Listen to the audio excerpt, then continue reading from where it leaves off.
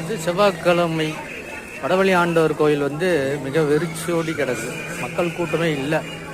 ஏன்னா மழையின் காரணமாக அறிவிச்சிருக்காங்க. அதனால் ஏன்னா இந்த நேரத்துக்கெல்லாம் ஒரு 4000 5000 பேர் வந்து இந்த காலை வேளையில் இருப்பாங்க.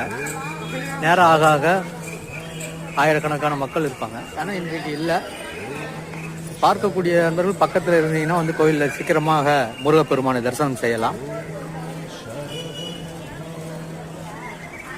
வடபழனி ஆண்டவர் முப்பெரும் பெரிய சித்தர்களினால் இத்திருக்கோயில் ஸ்தாபிக்கப்பட்டு இன்றும் ஆதி பீட முருகராக வடபழனி ஆண்டவர் தரிசனம் தரும் இடமாகவும்